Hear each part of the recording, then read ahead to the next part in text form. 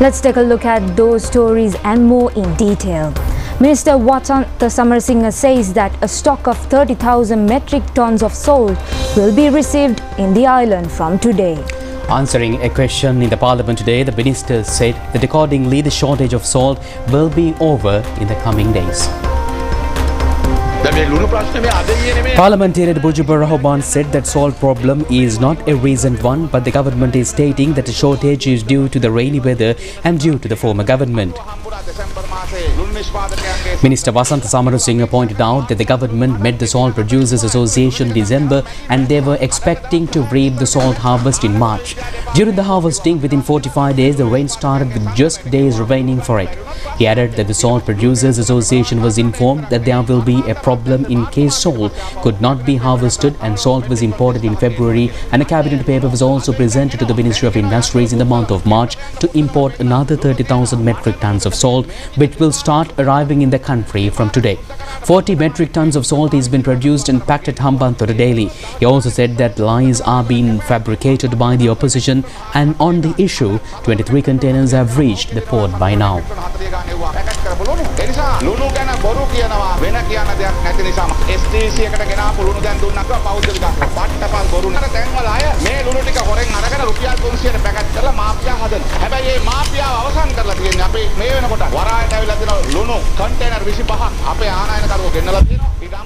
national salt එක දෙන්න පුළුණු ටික අද රෑ ඉඳන් එන්න පටන් ගන්නවා. ඒ නිසා ලුණු ප්‍රශ්නේ අපි අවසන් කරනවා. ඒ නිසා අපිට විපක්ෂයට කියන්න ඕනේ ලුණුත් ඉවරයි එල්ලෙන්න වෙලක් හොයා ගන්න. මොකද ඔයගොල්ලන්ට එල්ලෙන්න තිබිච්ච අවසාන වෙලත් ඉවර වෙලා තියෙනවා. අපේ එලිෆන්ට් පාස් එකේ ලුණු Parliamentarian Archana Ramanathan said that there is no salt production at the Elephant Pass Sultan and people are holding protests there.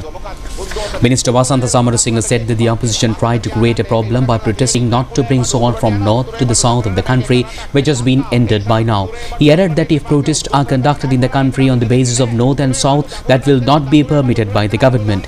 If protests were held asking not to send goods from north to the south, that will not at all be permitted by the government, and everyone will have to work considering the country as a single unit.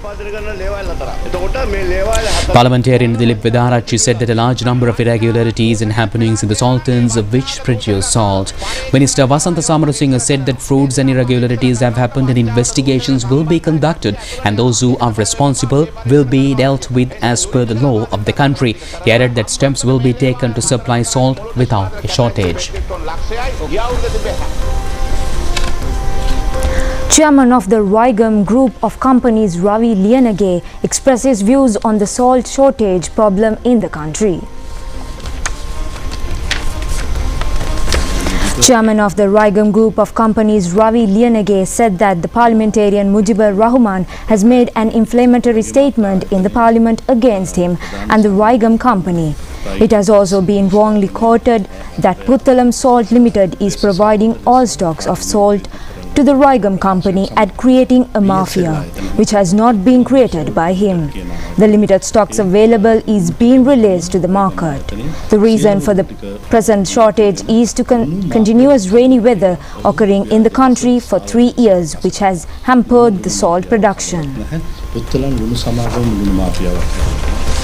And meanwhile, Ramit Rambukwella, son of former Minister Kehale Rambukwella, who was produced before the courts after being taken into custody by the Bribery Commission on allegations of corruption, has been kept under prison custody until the 3rd of next month on an order issued by Colombo Chief Magistrate Tanuja Lakmali. Ramit Rambukwella has been produced before the courts after getting his statement recorded by the Bribery Commission and being arrested later on. The officials of Bribery Commission stated before the courts that the suspect has been the private secretary of former Minister Kehale Rambukwella.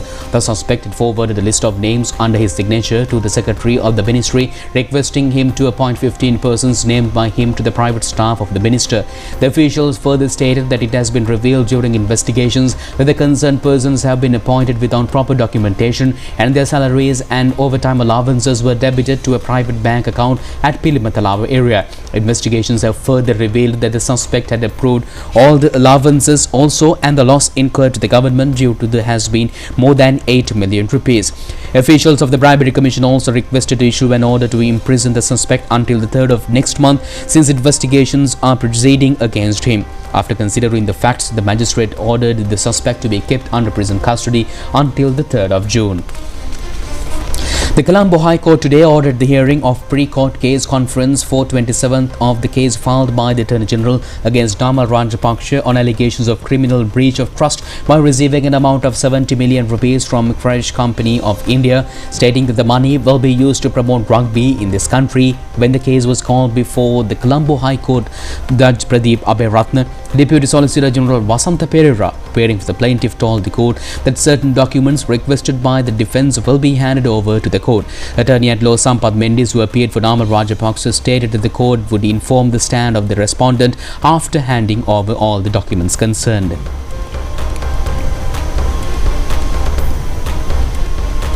The suspect shooter Samidu Dilshan Piumangu, who was in custody in connection with the assassination of Gane Mulla Sanjeeva, has been ordered by the Colombo Magistrate Court to be kept under prison custody until the 4th of June. The Colombo Chief Magistrate Tanuja Lakmali ordered the suspect to be produced before an identification parade on that day. The suspect driver Mahesh Sampath was in custody in connection with this incident and has also been kept under prison custody until the 23rd of this month. An appeal court ordered to consider the writ petition filed by attorneys at law requesting to issue an order preventing the issue of a red notice by the International Police against notorious drug peddler Salidu Malshita alias Kudu Salidu, who is absconding in a foreign country on the 3rd of July.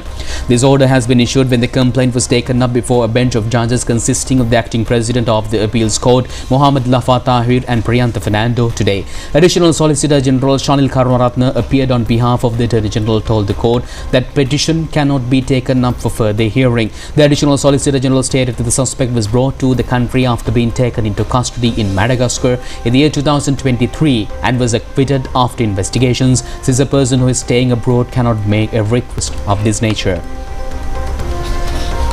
President Anil Kumar Dissanayake has directed the relevant officials promptly address the urgent repairs needed for the canals and drainage system in response to the rapid rise in dengue and chikungunya cases in the Colombo district.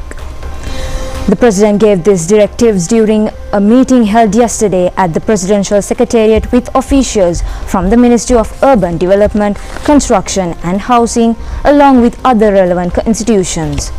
President questioned the officials regarding the inadequate maintenance of the canals and drainage system, directing the Urban Development Authority to advise a plan that includes sustainable solutions for the improper disposal of waste and wastewater. The President also informed the relevant officials to submit the relevant plans promptly. During the meeting, attention was also drawn to address these issues of improper waste disposal by enhancing the active involvement of Police Environmental Protection Division and community committees. Minister Anurag Karunatilaka, Governor of the Western Province, Hanif Yusuf, and senior officials of relevant institutions were present at this event. And meanwhile, the chief incumbent of Mihintale Rajamahabihare, Venerable Balava Hangunabebe Dhammaratana Thera, states that he expresses his gratitude to the government for deciding to hold this year's Poson Festival. Anurag made this statement during a discussion held at the Presidential Secretariat today regarding the 2025 State Poson Festival. Anubudu Dhammami Lovema Nivana is the theme of this year's National Poson Festival. The Poson Week will run from the 7th to the 13th of next month. In parallel to various programs are planned to be implemented from the 1st of next month, giving priority to Amisa and Pratipatti Puja. Attention was focused on providing the necessary facilities for the millions of devotees who will visit Anuradhapura during the Poson Festival. It was decided to close liquor shops in the Anuradhapura district during the Poson Week. Secretary to the President Dr. Nandika Sanat Kumar Naik instructed government officials to take steps to provide facilities related to the Poson Festival. Minister of Buddhist, Religious and Cultural Affairs Dr. Hiniduma Sunil Senavi, Secretary to the President Dr. Nandika Sanat Kumar Naik, Senior Additional Secretary to the President Roshan Gamage, Director General of Buddhist Affairs R.M.P. Ratnaika, and a group of others participated in this discussion. And also further moving with more local stories, Minister Bimal Ratnaik says that the government has implemented a special program in order to prevent road accidents. Minister Bimal Ratnaik further says that according to the National Transport Commission Act will be amended. The minister made these remarks at a media discussion held at the Government Information Department in order to enlighten the plans implemented to minimize the road accidents. Minister Bimal Ratnaik said that a preliminary program has been drafted on a road safety and engineering report will be taken about long distance route buses, and ERI certification is also be expected by the 1st of August for all SLTB buses. He added that although the steps have already been taken, there is a scarcity of project officers in the country and this will be presented to the cabinet soon. Those buses which are running more than 100 kilometers will be considered as long distance route buses, and the same will be implemented with the private buses also. Under the National Transport Division, it is expected to encourage the bus drivers and their helpers. Steps will be also taken to introduce them as persons who will valuable society and financially. Everyone with a vehicle license will not be permitted to run passenger buses, and a separate transport license will be necessary for the same, which will be converted into an electronic card and will be categorized accordingly. He also pointed out that a resting place is not available for those drivers who are engaged in long distance routes. It has also been planned to provide rooms, sanitary and other facilities by the 1st of July with the mediation of the National Transport Medical Institute for the drivers. DIG Indika Hapugoda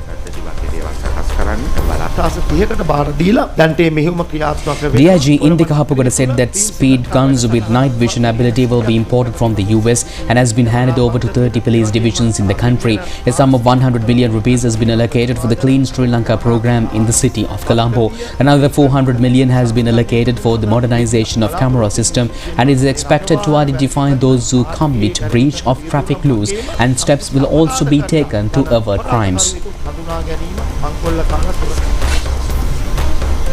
A meeting between the representatives of Supplementary Medical Service Trade Unions and Acting Minister of Health and Mass Media Dr. Hansaka Vijayamuni in order to provide solutions to professional problems in the supplementary medical service at the Ministry of Health and Mass Indigenous Medicine.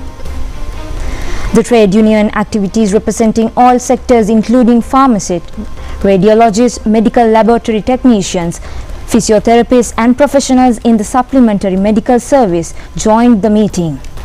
A group of affected people also participated in the discussion and injustice caused during the promotion from grade 1 to higher grade for certain officials in the supplementary medical service and providing special grade along with the proposed management training including the efficiency competitive exam which has to be completed was also discussed.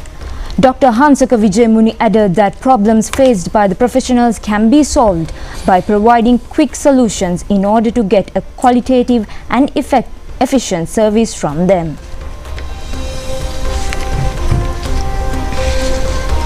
A special mosquito eradication program has been implemented island-wide with an increased number of cases in dengue and chikungunya due to the prevailing rainy weather conditions. The program is implemented by the National Dengue Control Unit. The special mosquito eradication program, which commenced on the 19th of this month, will go on until the 24th. The program has been initiated in order to destroy mosquito breeding places and mosquito larvae. A media meeting in order to bring awareness among the public was held today at the Health Promotion Bureau. According to the National Dengue Control Unit, a total number of 21,439 dengue patients have been reported during the past period of this year. Community physician Dr. Prashila Samaravira said that 21,439 dengue patients have been reported during this year so far, with 10 dengue deaths. Steps have been taken to destroy mosquito breeding places. Rise in the number of patients in Batiklu, Kandy, Gol, Mathura, Trincomalee, Kalbune and Kurunegala districts has also been reported, and 95 medical officers of health divisions in 15 districts are at high levels of risk. The project has been implemented assisted by police, the tri-forces, the volunteers and along with health groups. Legal legal action will be taken where proper care is not taken regarding mosquito breeding places. The project was implemented at 40,108 places in 2 days, and 10,613 places where mosquitoes can breed were identified, and red notices were issued to 1,407 persons along with legal action against 347 others. People are advised to visit a doctor when they are 3 days in case with high running fever, headache, vomiting and joint pains were experienced.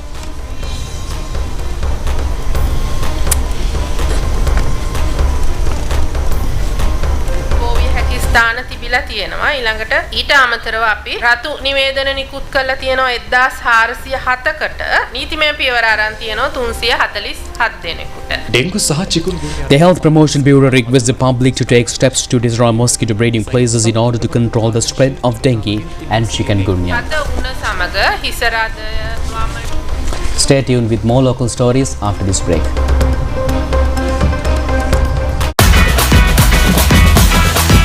කොත්තුමි fun තමයි ලස්සන fun ලෝකේ කොත්තුමි සර විහිදේ හිටක සිට බැන්දා final fashion අපේ හිටක බදේ වටේ hotel spicy ගස් මාතේ රසේ Prima කොත්තුමි fun තමයි.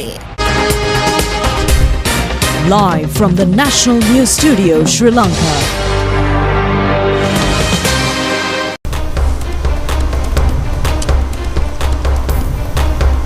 Welcome back with more local stories.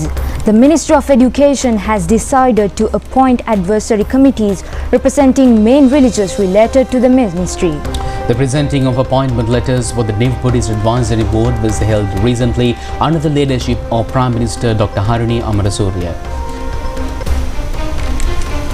The concerned appointment letters to the Buddhist Advisory Board will be valid for a period of 3 years.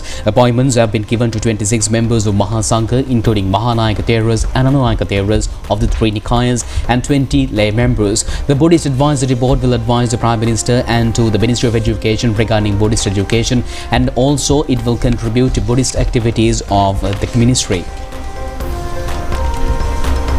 අපේ සියලු ආගම්වල කියලා දෙන ඒ වටිනාකම් සමාජ සම්බන්ධතා පුද්ගල සම්බන්ධතා මීට වඩා දියුණු කරගන්න පුළුවන් වෙන ඒ ගුණාංග ප්‍රවර්ධනය කරන්න පුළුවන් විදියට අපි හිතනවා ආගම අධ්‍යාපන පද්ධතිය තුල ගන්නන්න ඕන විතරක් නෙවෙයි ඒවා භාවිතාව තුලින් පෙන්눔 කරන්න ඕනේ කියලා. අපි හිතනවා වහන්සේලාට විශාල ආශිර්වාදයක් සහ උපදෙස් දෙන්න පුළුවන් වෙනවා මේ බුද්ධ ආගම කියන විෂය විතරක් නෙවෙයි. පොදුවේ මේ අපි කරන්න බලාපොරොත්තු වෙන පරිවර්තනය තුල අර ආධ්‍යාත්මික පැත්ත කොහොමද අපි පොහොසත් කරන්නේ කොහොමද තව අපි ඒක ශක්තිමත් කරන්නේ කියන තැනින් මැදිහත් වෙන්න කියන ඉල්ලීමත් වහන්සේලාගෙන් මම ඉල්ලා සිටිනවා.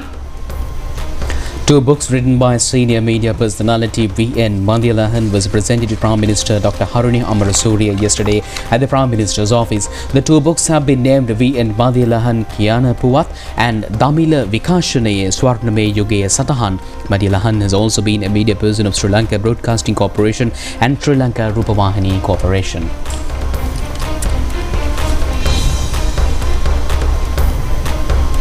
A software which will help to provide pre-warnings and forecasts during a disaster was displayed yesterday at the International Water Management Institute, Pathuramulla.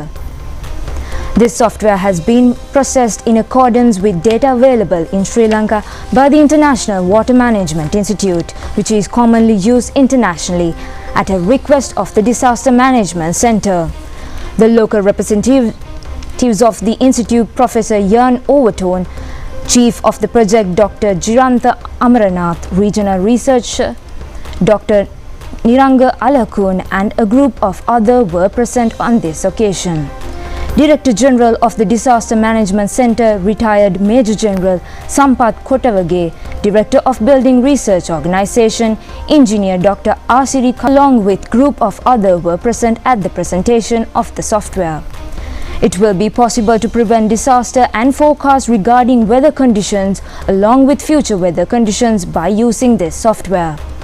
A unique feature of the software will be that farmers, fishermen and people of various other professions will be able to determine the required time according to their projects. And now let's move on to a few more local news items in brief. A meeting was held recently between the Acting Minister of Health and Mass Media, Dr. Hansaka Vijayamuni, and the Chairman of International Communication Group of China, Dushanta, at the Ministry of Health. The main objective of this meeting was the exchange of experience and the knowledge of China International Group of the progress of health and mass secretary in this country. Expressway users will be able to make payments by debit and credit cards from today. This step has been taken in order to reduce the vehicular traffic as per the new digitalization policy of the government. Two women who had in a possession a T-56 firearm at the Havelock housing complex yesterday have been taken into custody by the Vallavatta police. They were produced before the Mount Lavina Magistrates Court today. A group of local and foreign army officials paid floral tributes at the War Heroes Memorial yesterday at Bathramulla. The foreign army officials are in the country in order to participate in the 80th General Assembly and Congress of the International Military Sports Council. Dr. Manoj Dinadjasa has been appointed as the new head of the Department of Mass Communication, University of Kelaniya. A senior lecturer of the department, Dr. Manoj Dinadjasa is a writer in mass media sector and also a researcher. The latter also appointment was presented by the Vice Chancellor of the University of Kelaniya, Professor Nilanthi De Silva, yesterday. The 4th International Research Summit organized by the National Plantation Management Institute on Sustainable Plantation Management was held in Colombo yesterday. The chief guest on this occasion was Minister Samantha Vidyaratna. Researchers of plantation sector, intellectuals, professionals and industrial experts worldwide participated in this summit. A program to enlighten the media on a community healthcare program on lens surgery of eye patients today at a private hospital, Nara Hempita. The program is being implemented free of cost by the Sri Lanka-China Association for Social and Cultural Cooperation. A group of officials, including the Acting Minister of Health and Mass Media, Dr. Hansaka Vijayamuni, were present at this occasion.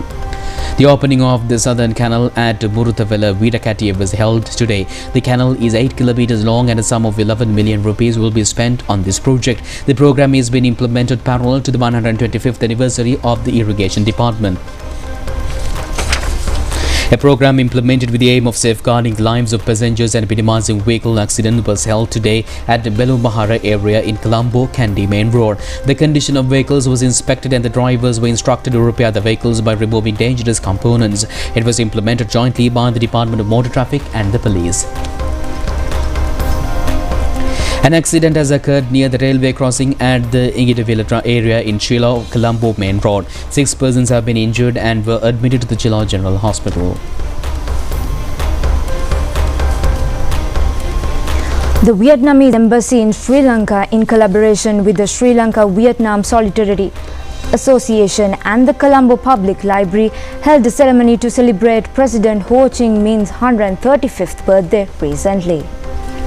The celebration began with a flower offering at the statue of the President Ho Chi Minh, one of the few moments dedicated to a foreign leader in central Colombo. Participants paid tribute and expressed their deep respect for the great Vietnamese leader. In her opening remarks, Vietnamese ambassador to Sri Lanka, Trinh Thi Tham, reaffirmed the greatness of President Ho Chi Minh, an extraordinary revolutionary who dedicated his life to Vietnam's national liberation. The flower.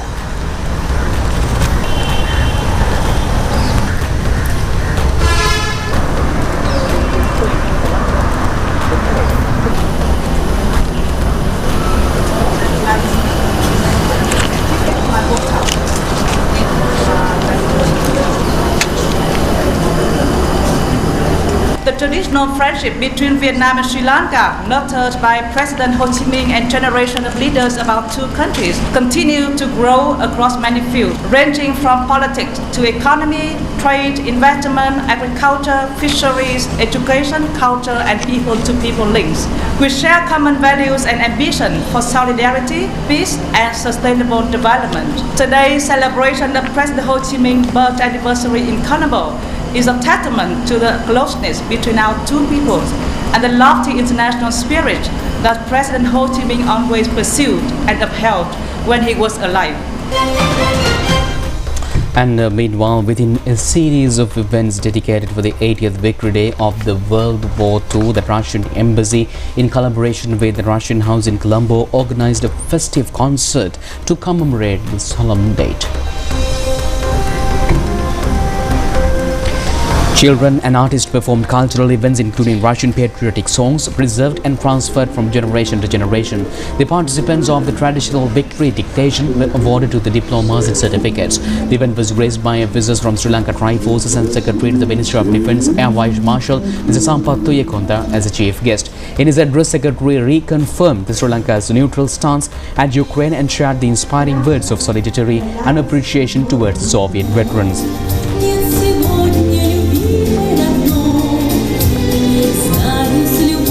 I would also like to acknowledge Subhadra and spouse of the ambassador, Madam Maria Popova, Councillor of the Russian, President of the Association of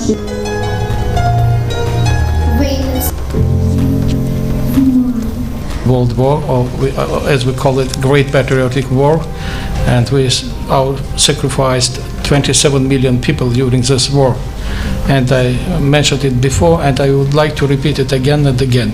Never forget, never forgive, because we paid a very high price for this victory. We continue our fighting against fascism, against Nazism, and it's totally impossible. We are strong enough from economic point of view, from military point of view, and just we have a very strong and great leader, President Putin. We are very happy to see here all of you, our Sri Lankan friends. We highly appreciate the balanced and friendly policy of your country, and you are among one of our main friends, and we do believe that our fruitful cooperation will continue. And your presence here, my dear friends, first of all, our military friends from Defense Ministry, just is a very good and another indication, confirmation of very close friendship. I am here today to pay my deepest respect to all those who contributed to the victory of 1945 and honor the memory of those who made the ultimate sacrifice, a testament to the strength and resilience of the human spirit in the face of immense challenges. This historic day reminds us that the achievement of peace in 1945 involved the collective will and immense effort of many nations and peoples together for a better future. May this memory continue to inspire collaboration amongst all nations in fostering understanding, harmony and goodwill. We commemorate with deep respect the profound sacrifices made by the people of the former Soviet Union, including the courageous men and women of the military who served with the unwavering dedication, and the countless civilians who endured immense hardship with fortitude and resilience. Their historical contribution resonates deeply within all nations that cherish the values of peace, liberty and justice. And meanwhile, the Embassy of Republic of Turkey in Colombo organized an event of exquisite chamber of music performed by the string quartet of the Anadolu University Symphony Orchestra recently in Colombo. Established in 2006 by the artist of Anadolu University Symphony Orchestra, the string quartet initially performed under the artistic direction of Kagle Yüzülay'ın, solist of the Presidential Symphony Orchestra. This evening's performance included works by the Turkey musicians, and the event was held under the patronage of the Ambassador of Turkey, Semia Lütfü Tagu.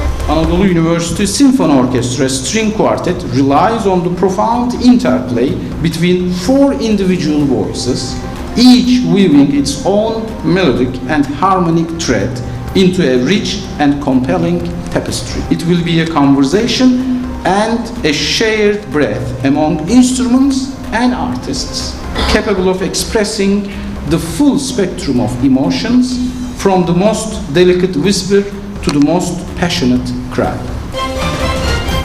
And that's it on tonight's local story. Stay tuned with international news after this break.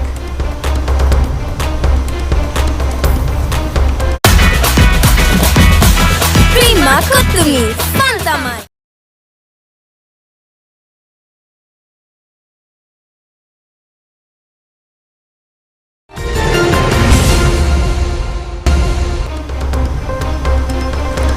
At least 6 people, including 4 children, were killed in a blast targeting a school bus in Pakistan's southern west Balochistan province. According to officials, the bus belonged to the Army Public School and was picking up students in the Kudar district when it was hit by explosive device. The victims, including the driver and his assistant, Balochistan Chief Minister said 46 students were on board when the vehicle was struck by what appears to be a vehicle-borne improvised explosive device. He confirmed that some critical injured children were being airlifted to hospital in Quetta. Authorities said that it is still too early to determine the exact nature of the attack and that investigations are ongoing. No group has claimed responsibilities yet.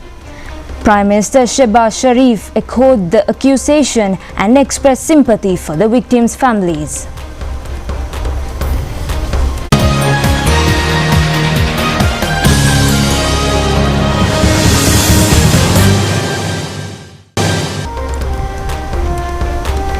Welcome back with your sports update. And Muhammad Yusuf Hussein of Sri Lanka qualified for the 75 kg weight category men's final in the Under-22 Asian Boxing Championship today. The championship was held for the 9th day at the Sugatadasa Indoor Stadium in Colombo. Sri Lanka became the host country in the Asia Level Boxing Championship after 57 years. 5 boxers participated today in the semi-finals representing Sri Lanka. Daniel Abrak Bonov was the opponent of Muhammad Hussein, representing the 75 kg weight category. Muhammad Hussein, who displayed his skills since the commencement of the match, reached the finals of the above weight category.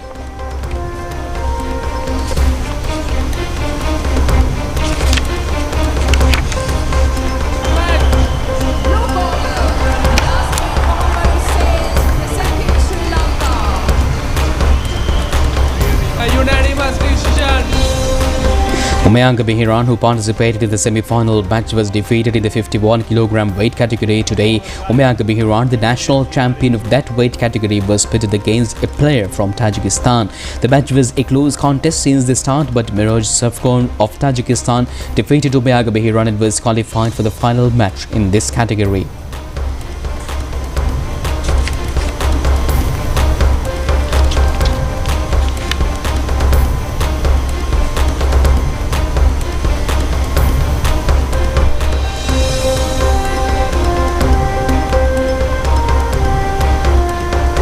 Akil Dasunpriya today entered the semi-final match against Beruz Koldrov of Uzbekistan in the 48 kg weight category. Anyway, he was not able to record a victory in this match.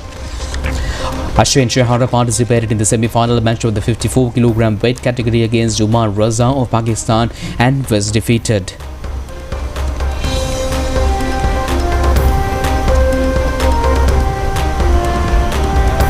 Tilakshana Deshan also participated in the semi-final match in the 60 kg weight category against Norislam Kalzibayev of Kazakhstan, but he was not able to win the match. The matches of this championship will be held tomorrow for the 10th day and will be telecast by ChannelEye of the national television.